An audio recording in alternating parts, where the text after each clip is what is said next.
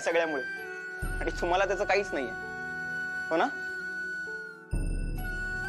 एव्हाना तुम्ही मुक्ताताईची माफी मागून तिला घरी यायची विनंती करायला पाहिजे होती, पण इथे सगळं उलटच घडतंय.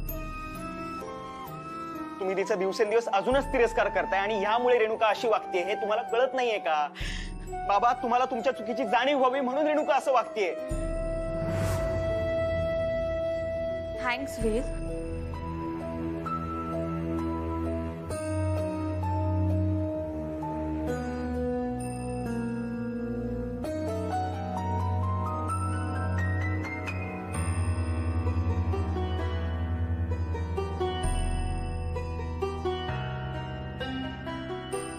मला वाटलं नव्हतं तुम्हाला कधी एवढं समजून घेशील असं. आज मला मी तुझी बायको असल्याचा खूप अभिमान वाटतोय रे. ह्या लोकांना त्यांच्या चुकांची जाणीव होईल की नाही माहित नाही, पण आपण प्रयत्न करत राहायचा आणि त्या प्रयत्नांचाच भाग म्हणून आजपासून किचन बंद. काय? किचन बंद म्हणजे? अहो, तुम्हाला मराठीत सांगितलेलं कळत नाही का? इंग्लिश मध्ये सांगू? It is closed. आणि तसंही मीनाला ऍडव्हान्स 1 महिन्याचा पगार देऊन सुट्टीवर पाठवलं तिला मी. कळलं? काय? हो, आता ती महिनाभर येणार नाहीये आणि त्याशिवाय मी तिला हेही सांगितलंय की तिची सुट्टी अजूनही वाढू शकते. सो आता मी मोठा ब्रेक घेणार आहे आणि तुम्हाला सुद्धा ब्रेक देणार आहे. आजपासून ह्या घरात कोणीच काहीच बनवणार नाहीये. कळलं? आणि मी पिझ्झा ऑर्डर केला. आम्ही असलं काही खात नाही. आत्या, पिझ्झा माझ्यासाठी आणि वेदसाठी मागवले. तुमच्या सगळ्यांसाठी घरगुती जेवणाचे डबे मागवले.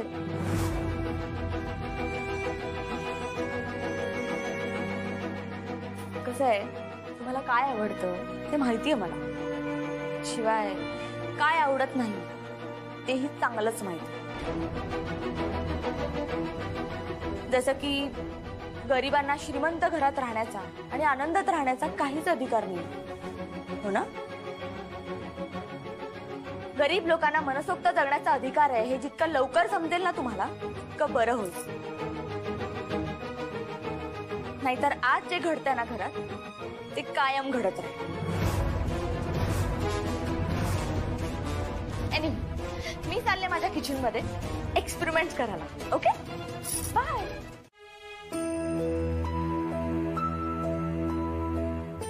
काका, तुम्ही जेवलात का? हे काय आत्ताच. दादा जेवले? हो, तो पण जेवला. आम्ही दोघं बरोबरच नव्हतो का बसलो. दादा तुझ्याबद्दल तक्रार करत होता. हो? काय म्हणत होते? म्हणजे तू बोलत तर नाहीसच त्याच्याशी, पण वाढायला सुद्धा नव्हतीस. बरं झालं त्यांना जाणवलं. म्हणजे काय हे असं काय बोलतेस? म्हणजे काय, आता मी त्यांना किती वेळा विचारलंय, ते त्यांचं गुपित सांगायला तयारच नाहीयेत. त्याचा मायावर लई परिणाम होतोय. मग मला नको का थोडा हट्ट करायला? अच्छा. पण ते कुठे? जसं काही तुला माहितीच नाही. दुपारचं जेवण झाल्यानंतर दादा वामकुक्षी घेतो म्हणजे घेतोच की नाही. आता सुद्धा फॅन स्वतःकडे फिरवून झोपलाय मस्त. काळजी करू नको, गाढ झोपलाय एकदम. बर काका, ते झोपले तोपर्यंत आपण लांब कुठेतरी जाऊन सराव करूयात का? अरे क्या बात आहे, वा वा. अरे अगदी माझ्या मनातलं बोललीस तू. अगं पण बाळा, तुझं जेवणाचं काय? मी पटकन 2 घास खाऊन येते. हा ये, खाऊन ये.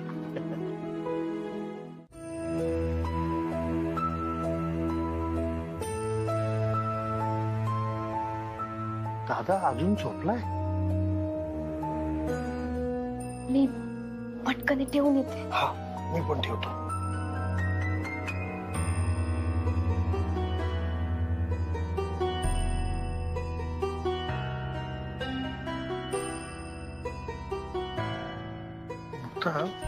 खर तर दादा इतक्या उशिरापर्यंत ती झोपत नाही. काय? हा, असं झालं असेल कदाचित ना, त्याला रात्री मध्येच कधीतरी जाग आली असेल. आणि नंतर झोप लागलीच नसणार, मी सांगतो. पण त्यांना जाग आली असती आणि आपण सराव करायला गेलो हे समजलं असतं तर. अरे काय झालं? हे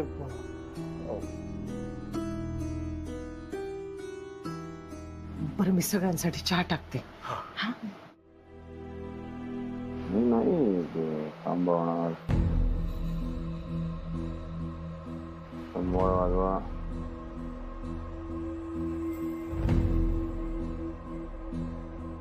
हिंदीत वाजवा. मी नाही विरोध करत. वाजवा.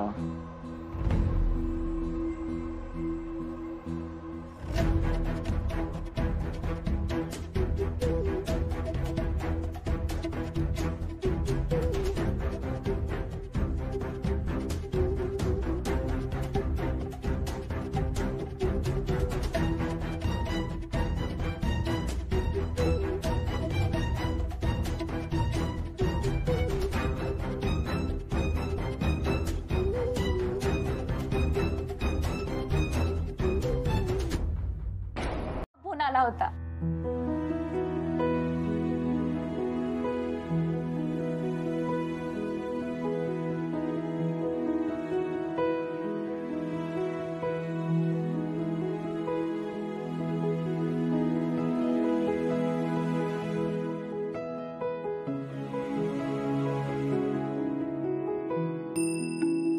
गजा, त्यांना म्हणावं रियाज केलाय बर का, आणि इकडं घरी नाही, लांब लांब जाऊन केलाय. कारण मला माया माणसांपासून काही लपवून ठेवायचं नाहीये. शेवटी सत्य हे परक्यांपासून लपवता येतं, आपल्या माणसांपासून नाही लपवता येत ना. हे आपोआप बाहेर पडतं. ते ऐकतात ना, तू बोल.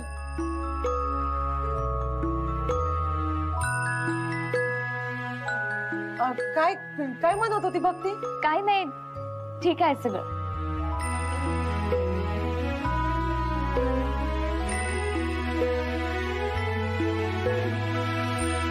अकरा, 12, 13. या कांताशेठ, याला म्हणतात प्रगती. प्रगती नाही, प्रगती नाही, फक्त भक्ती. कांताशेठ, काय तुमचा स्टॅमिना वाढलाय राव. अयो, आता लई मजा येणार. तुमचे बोलले मोठे, उद्यासाठी लोटे. माझ्यापेक्षा तूच जास्त उतावळी होऊन राहिला. नाही कांताशेठ, मी तुम्हाला काय बोललो होतं का, तुमच्या आनंदात भाव आनंद आहे. माझ्या आनंदाला डिस्टर्ब करू नका. आज मी माझ्या ड्रीम गर्ल सोबत असणार आहे रात्री. अरे कुणीतरी या सूर्याला लवकर खाली ढकला दे, लवकर रात्र होऊ दे.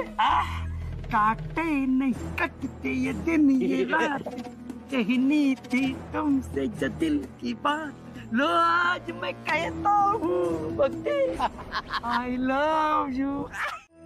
सोबत तेच विषय बोलत होते, संगीत गायन ह्याबद्दल बरळत होते. मग मध्ये दचकून जागे झाले. त्यांना ना हा विषय लई छळतोय.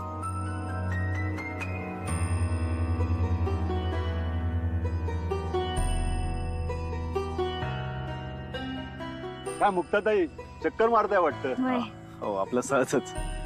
हे भागवत काका लय भला माणूस आहे, एसटी मध्ये ड्रायव्हर आहेत. नमस्कार. नमस्कार. मुक्ताताई, घरी पाहुण्याने घेऊन यायचं बरं नक्की, चहा प्यायला. नक्की. मुक्ता, भक्तीचं लग्न लय चांगलं केलं बरं का. तो आई बापाला खरंच मानलं पाहिजे. अरे हा, आज लोणीला चाललो होतो तेव्हा बसमध्ये भक्तीचे सासू सासरे दिसले. कालच लग्न झालं आणि आज कुणीकडे निघालं काय समजलं नाही.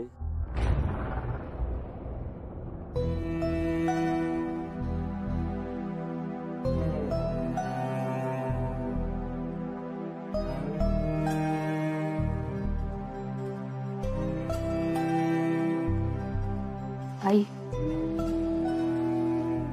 या घरातली संकट संपण्याचं नावच घेत नाहीयेत. पाहतेस ना, आमचीच माणसं आमच्याशी कसं वैऱ्यासारखं वागतायत ते. अगं हर प्रकारे समजावून झालंय, हात जोडून झाले, रागवून झालं, सगळं करून झालं, पण कुणीच ऐकायला तयार नाहीये. तर सगळे दिसतं तुझ्यावरच आहे. लक्ष असू दे ग सगळ्यांवर.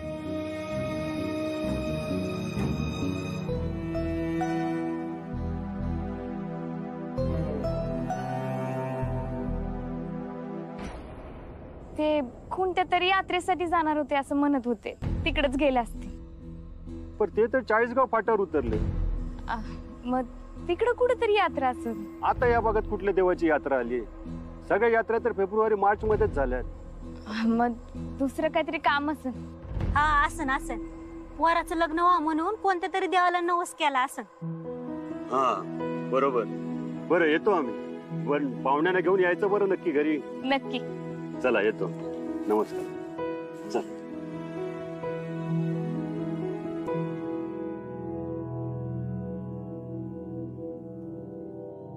काय ग, कसला विचार करतेस? थांबा. काल तर आमचं लग्न झालं आणि दुसऱ्याच दिवशी यांचे आई वडील यात्रेला पण गेलेत. तुला त्या म्हणजे भक्तीच्या सासरच्या लोकांबद्दल काही सांगायचं होतं. पण आपली शंका आहे ते जेवतात पण मग कसे, असं कोणी जेवतं का?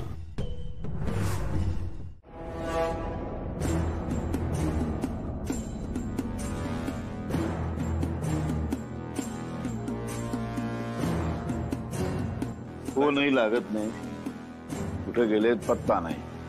कमाल आहे. पण तुम्हाला कोणालाच काही कसं वाटत नाही रे? काय काळजी नाही तुम्हाला कोणाला? मी एकटाच तडफडतोय इथे. दादा ते गेले असतील इथंच कुठेतरी फिरायला, येतील एवढ्यात. काय फिरायला जातात? हे काय फिरायला महाबळेश्वर आहे का, शिमला, कुलू मनाली आहे? ते काय बघण्यासारखं डोंबल्याचं? गेले ते गेले, सांगून जाता येत नाही कुठे निघालोय, कधी येणार आहे, काय काही नाही, काही शिस्तच नाही, बेशिस्त. हे जा रे जा, बघून जा. ठीक आहे मी जातो. आणि दादा तुम्ही थांबा, आम्ही दोघ जण बघून येतो. चल गाजा. आलोच. आणि ये त्यांना सांगा घरामध्ये कोणीतरी वाट बघते म्हणावं, काळजी करतायत माणसं. होय सांगतो. हा जा. होय चला.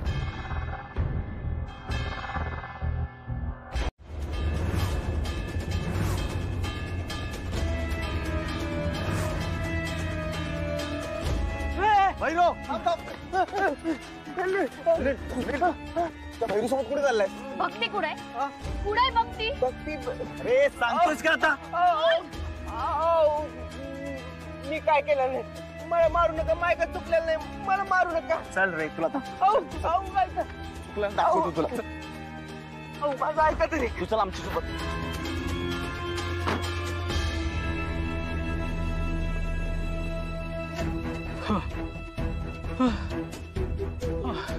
वयो अरे हे कुठून डबागले. नाही नाही, कांता शेठला फोन केला बाई. कांता शेठ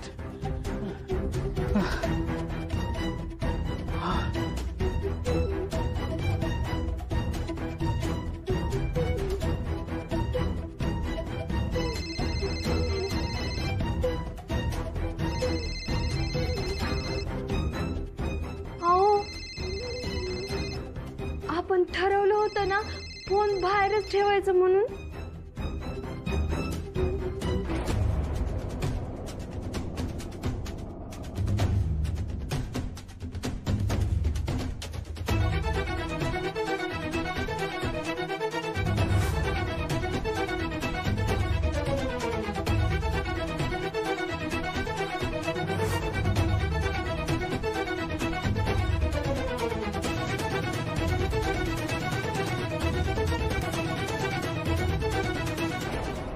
नुसतं उशीर होईल एवढंच म्हणाले? होय. अरे पण उशीर का होणार आहे? कुठे गेले, किती वेळ लागणार आहे, काही काही सांगितलं नाही. आत्माराम तुला तरी पटतं का रे हे सगळं? नाही नाही नाही, मी काय बोलत नाही म्हणून वाटेल तसं मनाला येईल तसं वागायचं. बेशिस्त आहेत दोघंही, बेशिस्त. अरे दोघांचे बाप इथे आहेत ना, मग एकाला तरी सांगावं वाटलं नाही त्याला. आणि मला सांग, मी फोन केला तेव्हा लागला नाही, तुझा बरा लागला रे फोन. दादा तेव्हा त्याला रेंज नसन. अरे रेंज नसायला काय झालंय, कुठे असे गेलेत मोठे फिरायला. तुला सांगतो मी आत्माराम, ही ना मुद्दा म्हणून करते. नाही मालक, अहो मुक्ता अशी कशाला करल? मला त्रास देण्यासाठी. नाही नाही अहो, असं नाही वागणार ती. नाही असं वागणार ती. आतापर्यंत ती अशी कधी वागलेली नाहीये. कुठेही जाताना सगळ्यांना सांगून जाणार, कधी चालले, कुठे चालले, किती वाजता येणार, सगळं सगळं माहित असतं आम्हाला. आताच कशी अशी वागली ती? याचं एकमेव कारण आहे की मला त्रास व्हायला पाहिजे म्हणून ती असं वागलेली आहे. पळाले सगळे गुंड, पळाले. संकट टळलं. लय उपकार झाले. तुम्ही नसताना तर काय अनर्थ घडला असता देव जाणे. येळेवर धावून आला, लय उपकार झाले. पण हे सगळं तुम्हाला कसं कळलं? मला समजलं की काहीतरी गडबड आहे, म्हणून मी माया सगळ्या मित्रांना माया संघ घेऊन आलो. आणि मुक्ताताई, भक्ती तुझीच बहीण नाहीये, आपल्या गावची लेक आहे. सोन्या, मुक्ता, सोन्या पळाला वाटतं. हाताला लागला असताना त्याचे हातपाय तोडले असते. जाऊ द्या, तुम्ही भक्तिताईकडे पहा. ती सुखरूप आहे, ही चांगली गोष्ट आहे. आम्ही निघतो. आणि गरज लागल्यास मुक्ताताई आम्हाला खुशाल आवाज द्या. आम्ही तुमचीच माणसं आहोत. नक्की सांग. खरंच लय मदत झाली. येतो. चला. हॅलो हॅलो आत्या, अगं मी त्या कांताला फोन केला होता, पण त्याचा फोन बंद होता म्हणून मी त्या भैरूला फोन केला. आणि तुला माहितीये मला काय समजलं? त्या भक्तीला या भक्त आणि सारंगने त्यांच्या तावडीतून वाचवलं. आलीच का ती धावून? संकट येण्याचा अवकाश की कुठून ना कुठेतरी ही टपकतेच. आणि त्यातून ती गावातच होती ना, त्यामुळे अजून सोपं झालं तिला. आत्या, तुझ्यामुळेच ती गावाला जाऊन बसलीये. लग्नात चान्स मारून कसं तरी तिला गावी पाठवलं आणि आता ती चाडवी आली. अरे पण नगरकरांच्या घरातून ती जावी हे आपल्यालाच हवं होतं ना. आणि माझ्या प्लॅनमुळे ते सक्सेसफुल झालं इतकंच. पण माझे प्लॅन माझ्यावर कसे उलटतात ना तेच मला कळत नाही. मला ना आता स्वतःची चिड यायला लागलीये. ती जर नगरकरांच्या घरी असती ना तर त्या कांताच्या सगळं काही मनासारखं झालं असतं. आणि आपण त्या मुक्ताला असं डोळे भरून तुटताना बघितलं असतं. पण ती तडफड, ती रडारड, शिबाई, हे सगळं बघणं माझ्या नशिबातच नाहीये. आत्या, नशीबच त्या मुक्ताला साथ देते. आणि तो कांता आहे ना, एक नंबरचा मूर्ख माणूस आहे. काहीच विचार करून प्लॅन करत नाही. त्या मुलाचं गाव असं कुठेतरी दूर सांगितलं असतं तर बरं झालं असतं ना. म्हणजे या भक्तीला असं कुठेतरी दूर घेऊन गेला असता. पण नाही, हा बसला इथल्या इथेच खेळत. आता ती आधीच घरच्यांच्या नजरेत इतकी मोठी झालीये आणि सहानुभूती मिळवलीये का तर रेणुकाच्या बाबतीत तिने त्याग केलाय ना. आणि आता भक्तीला वाचवलं म्हणजे अजूनच महान झाली ती. वा. जाऊ दे आत्या, तू नको टेन्शन घेऊस. त्यांचा कसा बंदोबस्त करायचा ना ते बघते मी.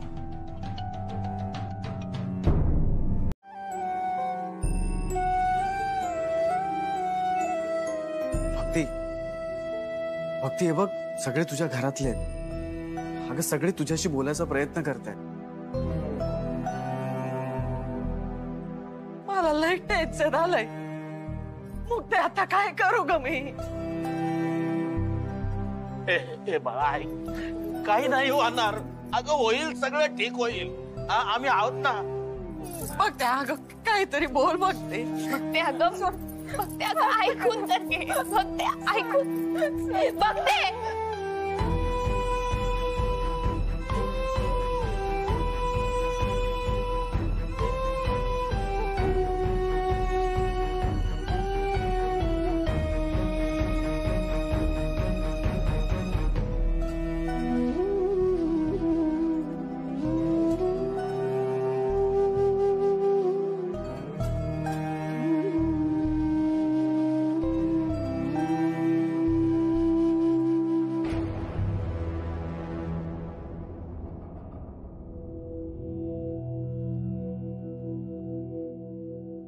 हे कुठे आहेत? मामा हे कुठे आहेत?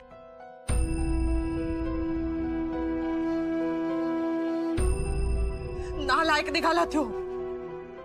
तुझ्यासोबत लग्नाचं डोंग केलं होतं त्यानं. तुला खाताच्या हवाली करून पळून गेला त्यो. नाही नाही, ते नाही, असं कसं करतील ते? चांगले ते. अगं पोरी, 4 पैशासाठी तुझ्या आयुष्याची खेळणारा माणूस चांगला असं नाही. विसरून जा त्याला, विसरून जा.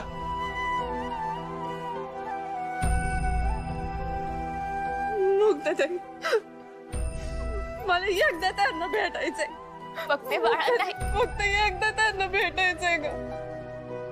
तुला शोधून आण त्यांना. नुसतं काय बघत बसलात माझ्याकडे? जा ना, शोधून आण त्यांना. पाया पडते मी तुझ्या. शोधून आण त्यांना.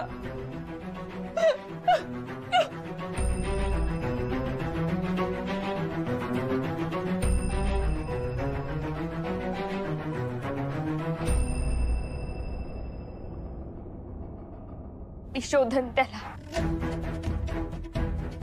जिकडं पुढं असेल ना तिकडून पकडून तुझ्यासमोर उभा कर. नीचपणे वागलाय तू अशी, असाच नाही सोडणार त्याला. त्याला शोधन. भाऊ, हा, मुक्ताच्या घरच्यांना काहीतरी मदत करायला पाहिजे रे. नुसतंच पाहुण्यासारखं राहतोय आपण. मला ना आता परक असल्यासारखं वाटायला लागलं. हो ना, मला सुद्धा तसंच वाटतंय. त्यात मुक्ता माझ्याशी बोलत नाही, त्यामुळे आणखीनच त्रास होतोय त्याचा.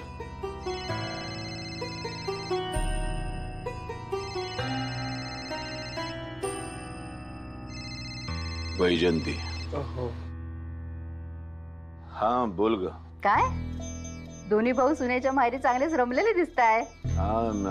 नाही तसं काही नाहीये. अहो नाही कसं, त्या दिवशी मी घरी पोहोचले असं म्हणून फोन केला, त्यानंतर तुमचा फोन नाही, काही नाही. काय म्हणतात का सुनबाई? घरी येण्याचं नाव ऐक नाही. आणि तुमच्या दोघांची कट्टी संपली की नाही? वैजंती, इथे काहीतरी भलतच घडलंय. काय हो, काय झालंय? आदिशक्ती, आदिमाया, महामाया, काली, भवानी ही नावं जरी ऐकली ना तरी अंगावर असा काटा येतो भक्ती. यातलं सामर्थ्य, ती ताकद लक्षात ठेव. वाईटांवर विजय मिळवणाऱ्या, पाप्यांना शिक्षा देणारी स्त्री शक्तींची नाव आहेत ही. तोंडातून काहीच शब्द न काढता शोषित होऊन सगळं सहन करणारे म्हणजे स्त्री. हे आता बदलायला पाहिजे. एखाद्या घटनेत खचून गेलेली स्त्री काही दिवसात कोसळून पडते.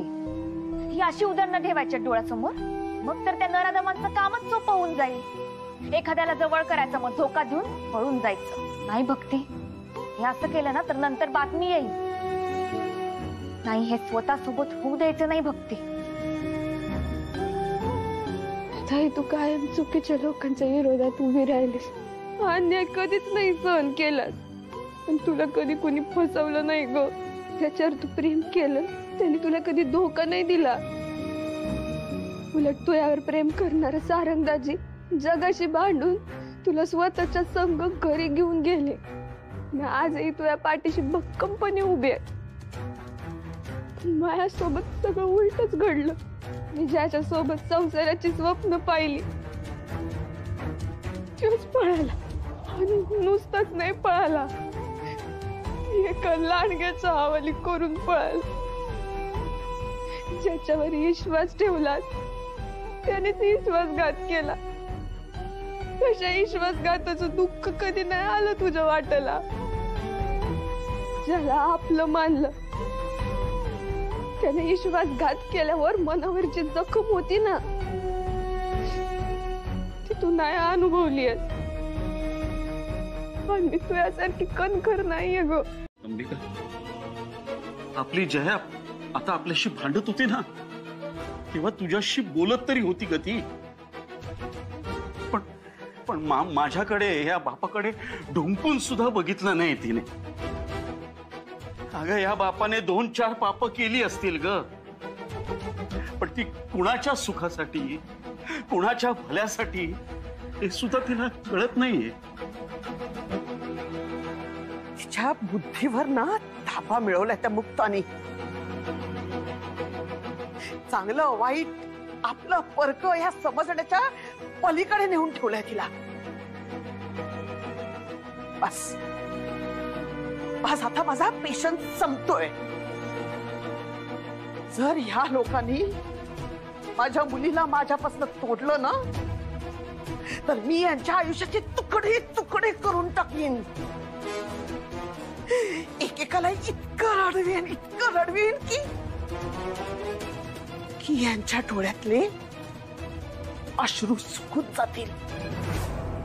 दादा फोन उचलत नाहीयेत, भाऊ काका फोन उचलत नाहीयेत, कुठे काय करतात काहीच कळायला मार्ग नाहीये. सुनाच्या मार्गावर असतील.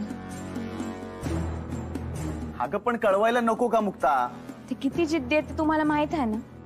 मला खात्री आहे सुनाला पकडल्याशिवाय ते काय परतच येत नसते. अगं पण कसं शोधून काढतील? इतकं सोपं आहे का ते? एव्हाना तो सुन्या कुठे पळून गेला असेल. मुक्ता, मोठी आई बाई,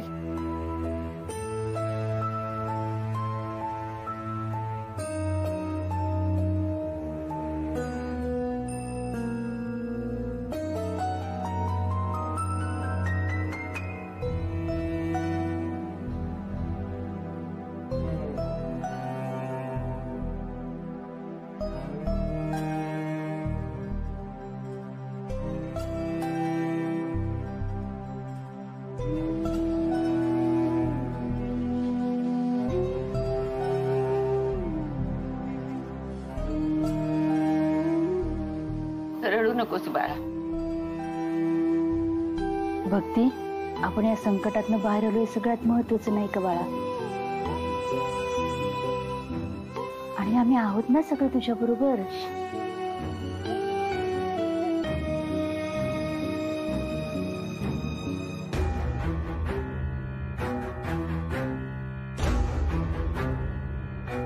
जवळ ये.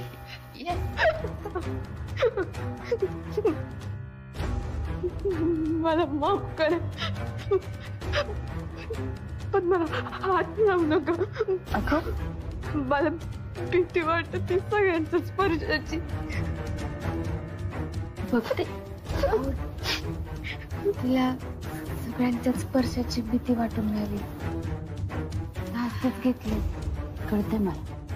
मला ना थोडा एकटीला सोडा. बाळा असू दे, आपण जाऊया बाहेर. आम्ही आहोत ना बाहेर भक्ती.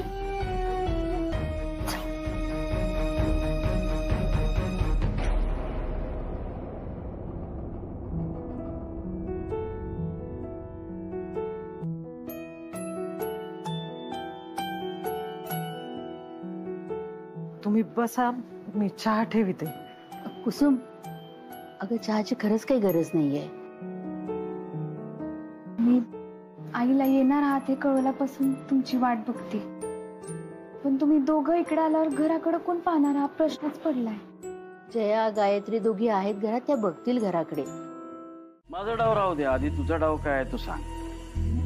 किती वेळ मला गॅसवर ठेवलंय? हा, इतकी पण माझी उत्सुकता ताणू नकोस. सांग ना, तुझा प्लॅन काय तू सांग. गेम कुठलाही असो, राणी महत्वाची असते. खरंय. पण या राणीकडे ना सगळ्यांचं दुर्लक्ष असतं. म्हणजे तिच्या ताकदीचा अंदाज कुणालाच घेता येत नाही. इथे बघा ना, इथे पण अगदी तसंच आहे. इथे पण राणीच महत्वाची. राणीशिवाय हा गेम पण पूर्ण होणार नाही. खरंय. पण या राणीला जिंकायला अजून एका सोंगटीची गरज असते. ती कुठली? कवर. कारण राणी नंतर कवर ही काढावीच लागते. आणि या आपल्या गेम मधली ह्या राणीची कवर कोण आहे माहितीये? नाही. आर्या. हा? पण आर्याचा वापर तू कसा करून घेणार? मी आर्याला नगरकरांच्या घरात घेऊन येणार आहे. हा मी राणी आणि आर्या माझं कवर. आणि मग बघा या नगरकर घरात कसा करतोय का. जानकीताई हे बघा, मी तुम्हाला मनापासून माझी बहीण मानले, पण ही लोक तुमची फसवणूक करतात. मला अजिबात म्हणजे अजिबात सहन होत नाहीये. अहो पण काय झालं ते तरी सांगा. आता काय सांगू तुम्हाला, फक्त तुम्हाला दाखवायला मुक्ताला घराबाहेर काढलंय. आता सगळेच्या सगळे नगरकर तिच्याच घरी जाऊन राहत आहेत. आधी दादा आणि भाऊ गेले, आता त्यानंतर वहिनी आणि आजी पण गेल्या पाठोपाठ. काय सांगताय? खरं तेच सांगतेय. तुमच्या आणि माझ्या इज्जतीची नुसती लक्तर काढली आहे त्यांनी. अहो पण मग तुम्ही थांबवायचं ना त्यांना. तुम्हाला काय वाटतं ताई, मी प्रयत्न केला नसेल का थांबायचा? खूप प्रयत्न केला. मी हात जोडले, मी पाया पडले, तुम्हाला दिलेल्या शब्दाची त्यांना आठवण करून दिली. तर सरळ सरळ त्यांनी त्याच्याकडे दुर्लक्ष केलं. असा राग आला होता मला, असा राग आला होता, असं वाटत होतं भांडा नाही ना. पण भांडण करणं, वाद घालणं हे मुळातच माझ्या स्वभावात नाही. आणि त्यातून आता हे घर माझं राहिलेलं नाही ना. मी ह्या घरात काय 2 दिवसासाठी आले. तुम्ही 2-4 दिवस म्हणताय, पण रेणुकाचं लग्न झाल्यापासून तर तुम्ही तिथेच आहात. 2-4 दिवसात जाणार होतात ना तुम्ही? ताई तुम्ही माझ्या जीवाभावाच्या आहात. अगदी मला माझ्या सख्या बहिणीप्रमाणे आहात म्हणून तुम्हाला सांगते. माझ्या मिस्टरांना बिझनेस मध्ये खूप मोठा लॉस झाला. आमची फॅक्टरी, घर सगळं गेलं. अशा वेळेला आता एक बहीण कोणासमोर हात पसरणार? मी दादाकडे आले तर दादाने एका पैशाची मला मदत केली नाही. तुम्ही सांगा, कुठला भाऊ आपल्या सख्या रक्ताच्या बहिणीशी असा वागतो का? प्लीज तुम्ही रडू नका ना. ठीक आहे, नाही रडत. असेच डोळे पुसले आणि ठरवलं आता यांना सोडायचंच नाही. कायद्याने घरात, प्रॉपर्टीत सगळीकडे हक्क मागायचा. माझं घर रस्त्यावर आलं असताना ती गप्प कशी बसणार? मी काही चुकीचं नाही ना केलं? नाही, अगदी योग्यच केलंय तुम्ही. किती समजूतदार आहात तुम्ही.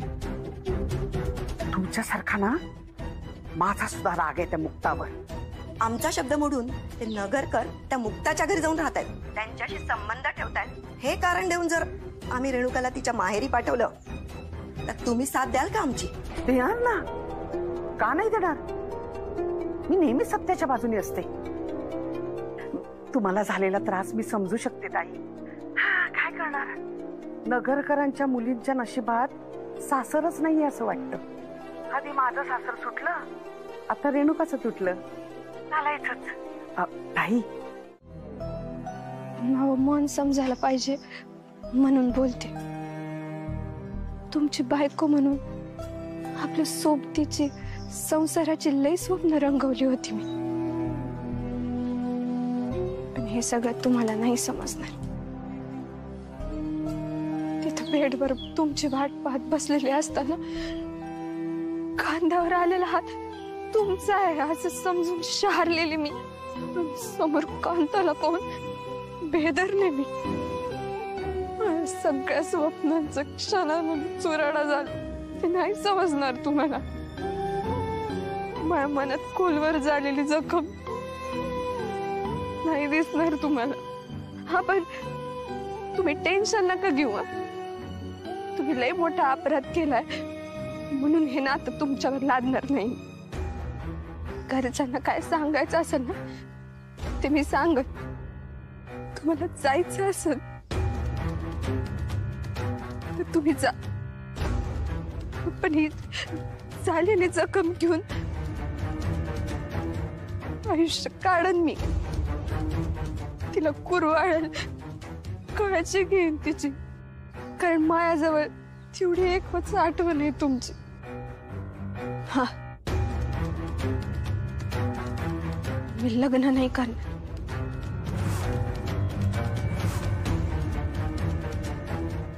कारण ढोंग तुम्ही केलं,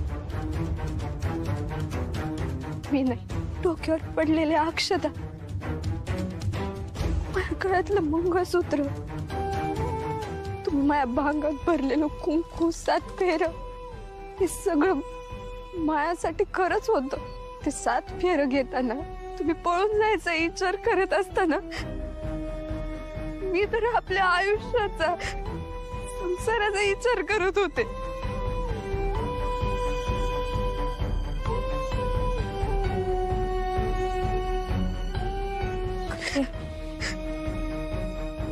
मन मोकळं केलंस ते बरं केलं.